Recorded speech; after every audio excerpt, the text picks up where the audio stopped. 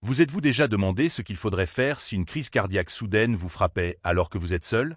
Cette pensée est angoissante, et malheureusement, de telles situations sont plus fréquentes qu'on ne le pense. Beaucoup croient qu'ils auront le temps de réagir ou que quelqu'un sera là pour les aider.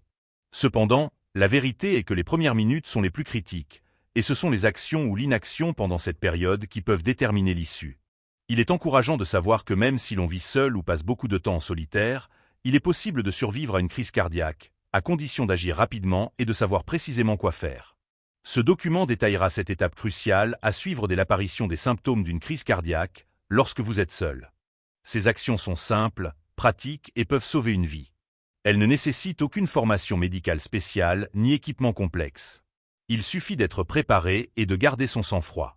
Nous examinerons chaque aspect, de la reconnaissance des premiers signes aux mesures immédiates pour réduire la charge sur le cœur, et même ces petites actions qui peuvent vous faire gagner un temps précieux pour obtenir l'aide médicale nécessaire.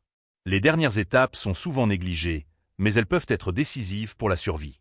N'attendez pas qu'il soit trop tard pour comprendre ce que votre corps essaie de vous dire. La première et la plus importante étape, reconnaître les premiers signes avant-coureurs. Un élément fondamental pour survivre à une crise cardiaque en étant seul est de comprendre en profondeur comment cette condition se manifeste. Il ne s'agit pas seulement de douleurs thoraciques, mais aussi de symptômes affectant tout le corps. La plupart des gens s'attendent à une douleur thoracique aiguë et oppressante, comme celle dramatiquement représentée dans les films. Cependant, en réalité, les véritables crises cardiaques commencent souvent par des symptômes beaucoup plus subtils et moins évidents. Ces signes précoces sont faciles à ignorer jusqu'à ce qu'il soit trop tard. Il faut prêter une attention particulière à une pression profonde et désagréable ou à une sensation de serrement au centre de la poitrine. Cela peut ressembler à quelque chose de lourd qui pèse sur la poitrine ou qu'elle se remplit lentement de ciment.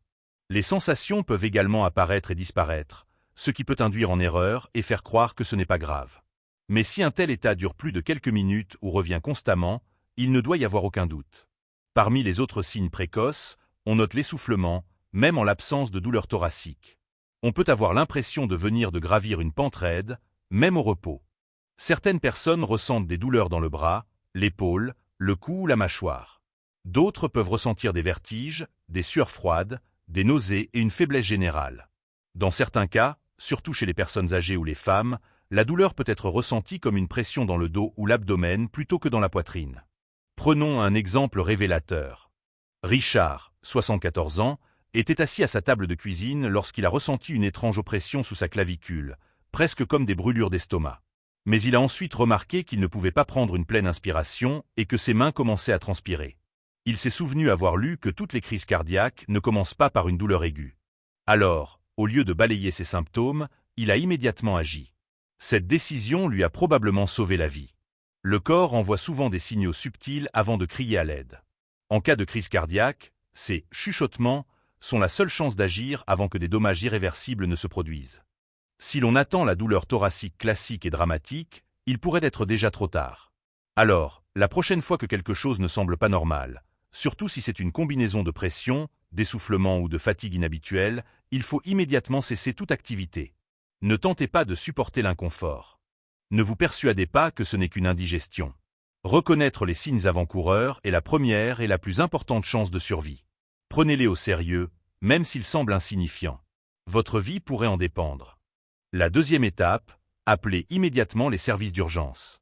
Dès que vous soupçonnez une crise cardiaque imminente, la prochaine action à entreprendre sans la moindre hésitation est de composer le 112. N'attendez pas pour voir si les symptômes disparaîtront d'eux-mêmes. N'essayez pas de vous rendre seul à l'hôpital et ne pensez pas que les symptômes sont exagérés. Appeler les services d'urgence est non seulement le moyen le plus rapide d'obtenir de l'aide, mais aussi l'action la plus efficace pour sauver une vie. Une crise cardiaque n'est pas une condition que l'on peut simplement surmonter. Chaque minute est cruciale. Plus le muscle cardiaque est privé d'oxygène, plus les dommages sont importants. Lorsque vous appelez les services d'urgence, des professionnels formés commencent déjà à se préparer et à se diriger vers vous. Ils sont équipés du matériel nécessaire, de médicaments et sont capables de maintenir le patient en vie si son cœur s'arrête en route vers l'hôpital. De plus, si les symptômes s'aggravent rapidement, ce qui arrive souvent, la personne ne pourra pas s'aider elle-même. C'est pourquoi tenter de se rendre seul à l'hôpital est l'une des décisions les plus dangereuses que les gens prennent. Vous pourriez perdre connaissance, provoquer un accident de la route ou retarder considérablement l'obtention d'une aide vitale.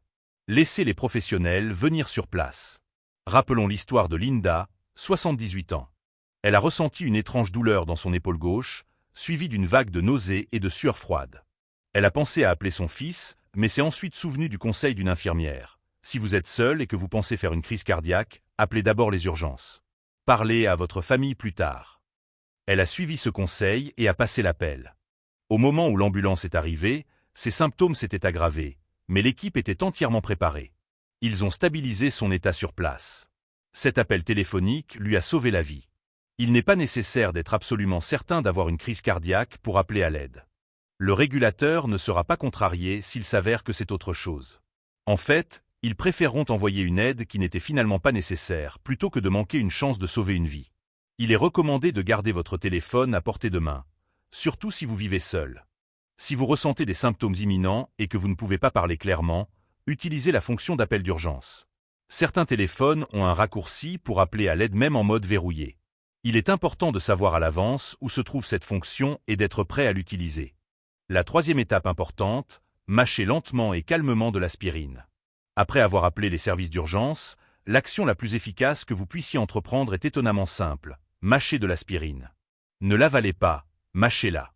Et faites-le lentement, même si vos mains tremblent. Si vous avez accès à de l'aspirine standard dosée à 325 mg et que vous n'avez pas d'allergie ou de contre-indication liée à la prise d'anticoagulants, cette étape peut augmenter considérablement vos chances de survie à une crise cardiaque. L'aspirine agit en fluidifiant le sang.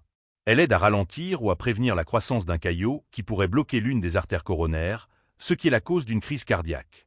Mâcher le comprimé au lieu de l'avaler entier permet à la substance active d'entrer plus rapidement dans la circulation sanguine.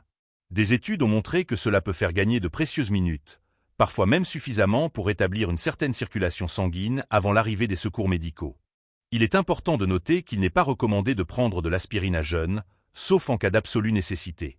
Cependant, en cas de crise cardiaque, le risque de formation de caillots l'emporte largement sur cette préoccupation.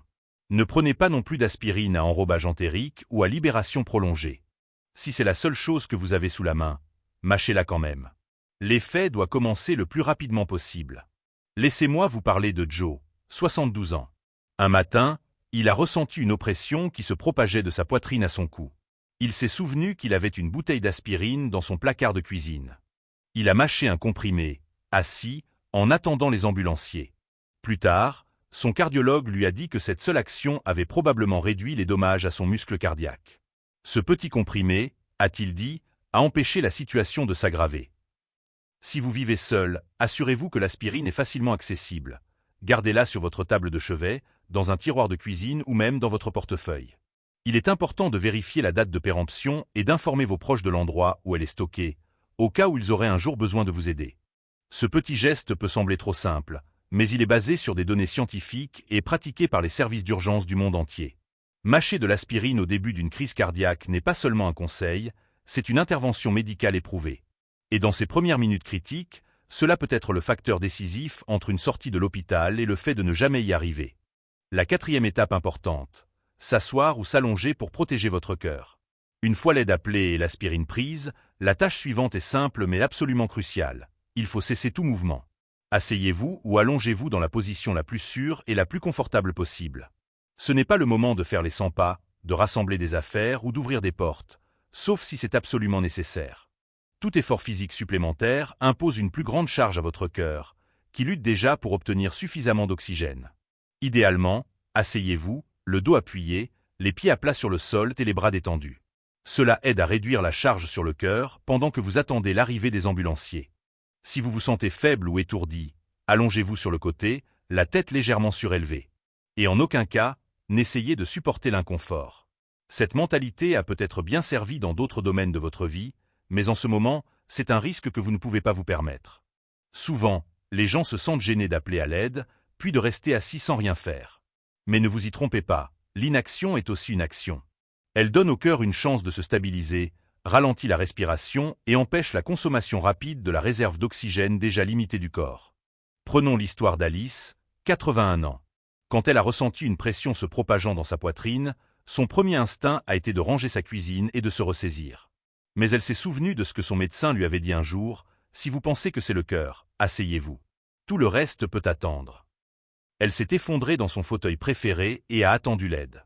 Cette immobilité, comme elle l'a appris plus tard, a probablement empêché ces symptômes de s'aggraver jusqu'à un arrêt cardiaque complet. Donc, si vous ressentez un jour ces symptômes, pression, essoufflement, vertige, n'essayez pas de terminer ce que vous faites. Arrêtez-vous là où vous êtes, ou déplacez-vous avec un minimum de mouvement vers un endroit plus sûr. Asseyez-vous ou allongez-vous immobile, respirez lentement et laissez votre corps se concentrer sur une seule tâche, la survie.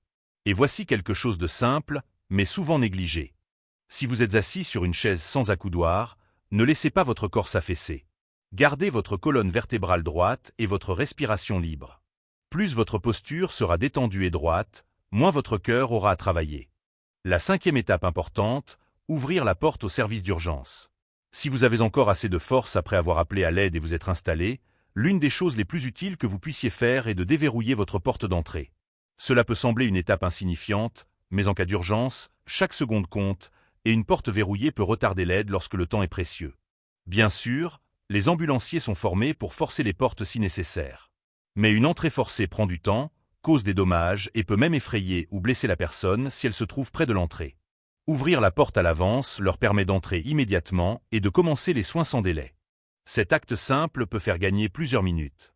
Des minutes que votre cœur pourrait ne pas avoir. Si vous vivez seul, surtout dans un appartement ou une résidence sécurisée, réfléchissez à la logistique avant qu'une crise ne survienne.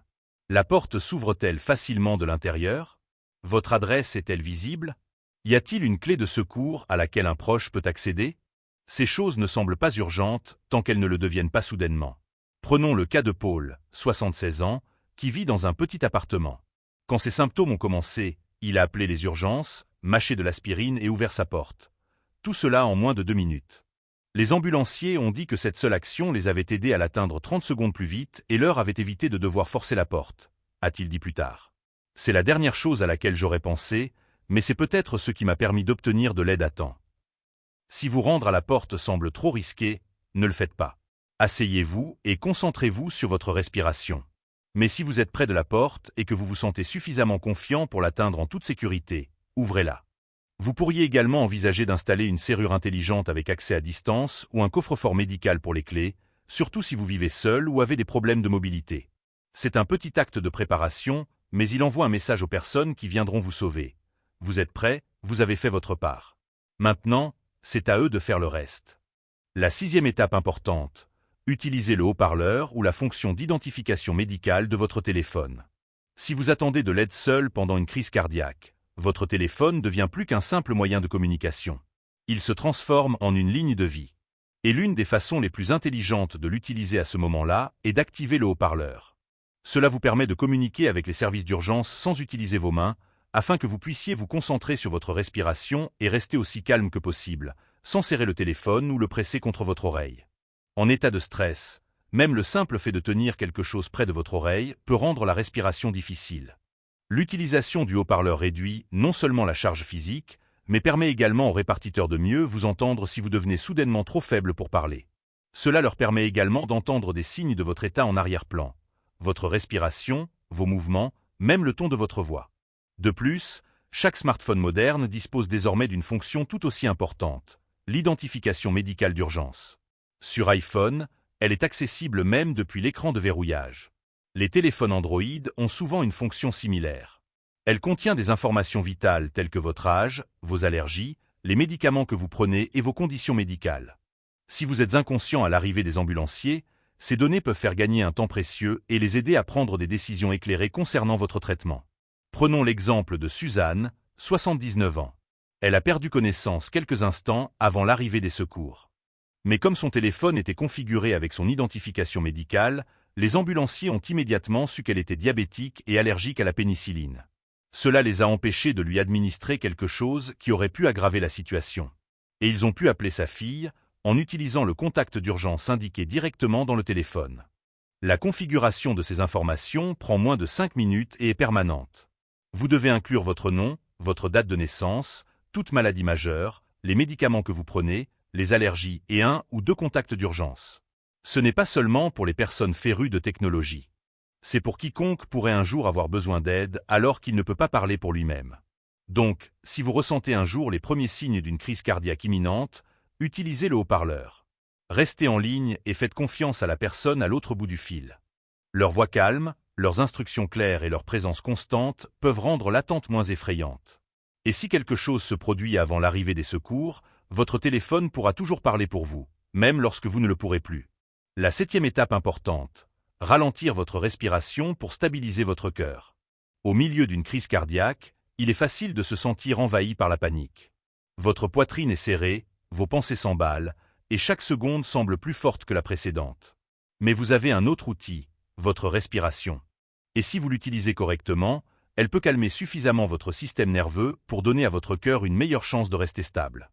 Une respiration contrôlée ne guérit pas une crise cardiaque. Elle aide à empêcher votre corps d'entrer en état de choc complet pendant que l'aide est en route. Plus vous êtes anxieux, plus votre cœur peut battre vite. Mais ralentir votre respiration peut ramener doucement ce rythme à la normale. Aucune technique spéciale n'est requise. Essayez simplement ceci. Inspirez lentement par le nez pendant environ 4 secondes. Retenez votre souffle un instant. Puis expirez lentement par la bouche pendant 6 secondes. Repetez. Concentrez-vous sur ce rythme simple. Il donne à votre corps quelque chose de stable sur quoi s'appuyer et peut aider à empêcher votre cœur de passer à des arythmies dangereuses causées par le stress. Rappelons ce qui est arrivé à Frank, 83 ans. Quand la douleur l'a frappé, il a eu l'impression de se noyer dans la peur. Mais il s'est souvenu d'un simple exercice de respiration que son médecin lui avait appris lors d'un examen. Il s'est concentré sur chaque inspiration, est resté immobile et a laissé la panique s'en aller. Au moment où les ambulanciers sont arrivés, son cœur était toujours instable, mais il n'était pas en arrêt complet. J'ai juste continué à penser. Reste calme. Reste en vie, a-t-il dit plus tard. Vous pouvez pratiquer cette respiration à tout moment, lorsque vous vous reposez, lorsque vous vous sentez anxieux, même lorsque vous regardez la télévision. Plus cela deviendra une habitude, plus votre corps y reviendra instinctivement lorsque les enjeux seront élevés. La respiration ne réparera pas les artères, mais elle peut faire gagner du temps. Elle peut maintenir l'apport d'oxygène et aider le cœur à tenir le coup. Et parfois, dans ces derniers instants avant l'arrivée des secours, c'est le seul avantage dont vous avez besoin. Restez immobile. Restez en vie. En fin de compte, survivre à une crise cardiaque seule n'est pas seulement une question de chance. C'est le résultat de la préparation, de la conscience et d'actions calmes. Ces 7 étapes peuvent sembler simples individuellement, mais ensemble, elles forment une chaîne puissante qui peut sauver une vie. Il faut reconnaître les signes avant-coureurs. Appeler immédiatement à l'aide. Prendre de l'aspirine, si possible. S'asseoir ou s'allonger pour conserver ses forces. Faciliter l'accès au secours. Utiliser judicieusement les outils de son téléphone et ralentir sa respiration pour stabiliser son cœur. Chacune de ces mesures donne un peu plus de temps. Chacune donne un peu plus de contrôle. Et chacune dit quelque chose d'important. Même seul, on n'est pas impuissant. Les crises cardiaques peuvent sembler la pire forme de solitude. Mais ces étapes rappellent que l'on n'est en fait pas impuissant. Pas une seconde. On a les outils. On a les connaissances, et maintenant, on a un plan.